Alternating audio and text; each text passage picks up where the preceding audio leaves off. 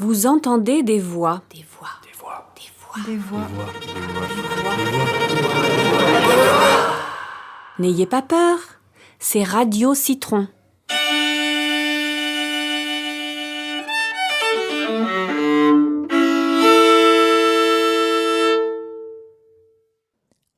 Avec Isabelle, les mots, ça mange pas de pain. Et on est toujours heureux de retrouver les siens.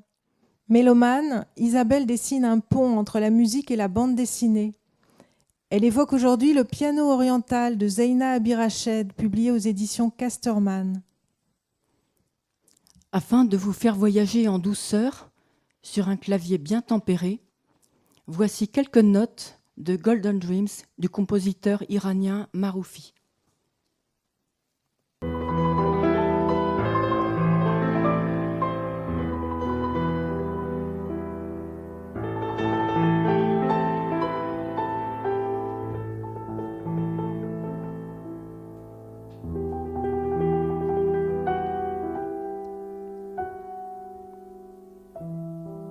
Et oui, c'est à un voyage que je vous invite.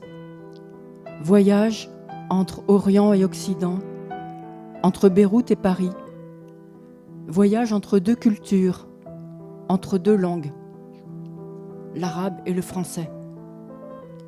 C'est aussi un voyage dans le temps qui commence dans les années 50, où s'inscrit l'histoire du pianiste libanais Abdallah Chanin et qui se poursuit dans les années 80, qui voit naître son arrière-petite-fille Zeina Abirached, auteure de cette bande dessinée. Zeina y raconte deux histoires qui se croisent, qui s'imbriquent. La sienne, son exil vers la France, sa double culture, sa quête d'identité.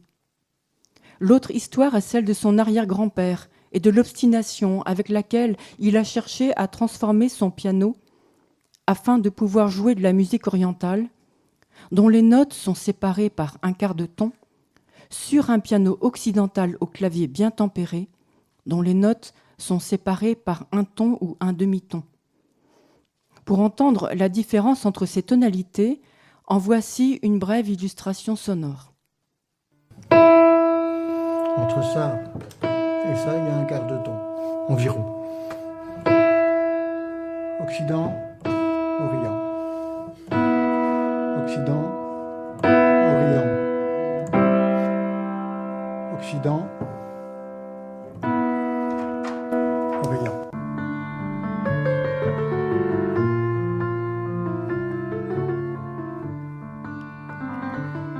Il aura fallu 10 années pour qu'Abdallah donne un double caractère à son piano, sans en modifier l'aspect extérieur. Son invention, c'est une pédale qui fait décaler tous les marteaux à l'intérieur du piano pour qu'ils ne tapent qu'une corde et produisent des quarts de ton. Quand on relâche la pédale, il tape deux cordes et les notes redeviennent occidentales. L'histoire ne s'arrête pas là et je ne vais pas vous la dévoiler, car je vous encourage à lire cette bande dessinée d'une grande musicalité, rythmée par de nombreuses onomatopées et par des astuces graphiques. Son esthétique est raffinée, toute en noir et blanc, comme les touches d'un piano. Et elle rappelle celle de la bande dessinée Persépolis de la franco-iranienne Marjane Satrapi, adaptée au cinéma dans le film d'animation éponyme. Il me tient à cœur d'évoquer aussi le thème de l'exil et celui du bilinguisme qui ont inspiré l'auteur. En effet, riche de deux langues maternelles, l'arabe et le français, elle a compris que ce piano à la fois oriental et occidental est bilingue, comme elle. Il permet de concilier et de réconcilier. Ce symbole d'apaisement et de liaison est important pour la jeune femme qui a grandi dans un pays en guerre. Ces ponts lancés entre Orient et Occident se prolongent aujourd'hui grâce à une belle rencontre. Lorsque Zeina Abirached a quitté Beyrouth en 2004 pour venir à Paris, elle a fait la connaissance du pianiste franco-grec Stéphane Tsapis. Elle a beaucoup parlé avec lui de l'invention de son arrière-grand-père. Et il a été touché, car, issu d'une double culture, et jouant très souvent avec des musiciens orientaux, Il était le seul à ne pas pouvoir produire les quarts de ton inexistants sur un piano. Alors, ne pouvant pas faire venir en Europe le piano d'Abdallah, toute une équipe s'est mise au travail avec succès pour en faire une réplique. Avec l'instrument fabriqué en Europe, un quart de queue blanc, occidental par son aspect et bilingue par ses notes, Stéphane Sapis se produit régulièrement dans un spectacle intitulé Le piano oriental, dans lequel il accompagne la projection des superbes dessins de Zeina Abirached sur grand écran et la lecture par celle-ci de l'histoire émouvante de son arrière-grand-père.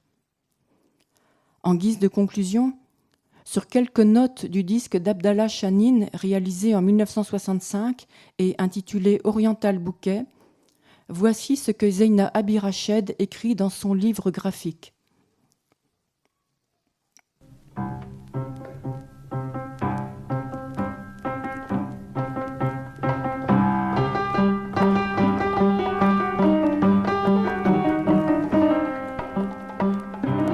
Ce piano oriental, sa musique double, cette étrange juxtaposition de deux visions du monde que rien ne semble lier, le son léger du déhanchement inattendu d'une note au milieu d'une phrase, je les porte en moi.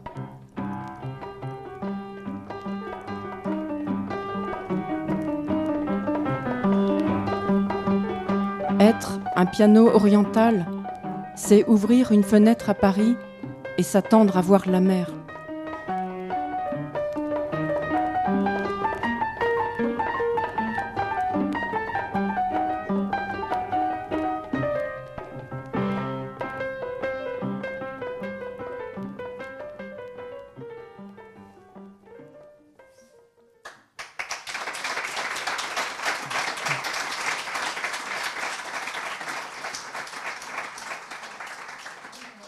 Et pour info, le 14 novembre prochain, au Théâtre du Nord à Lille, Stéphane Sapis jouera le piano oriental. À Lille. Oui, désolé, c'est pas à Paris. Mais il reviendra sûrement à Paris. Et avant de vous quitter, j'ai juste une petite information qui n'a rien à voir, mais vraiment rien à voir. Les 13, 14 et 15 novembre prochains aura lieu la 20e édition des rencontres vidéo en santé mentale à l'auditorium de la Cité des Sciences à la Villette. Toutes les infos sont sur le site de Mediapsy Vidéo. Merci et à bientôt. Merci Isabelle.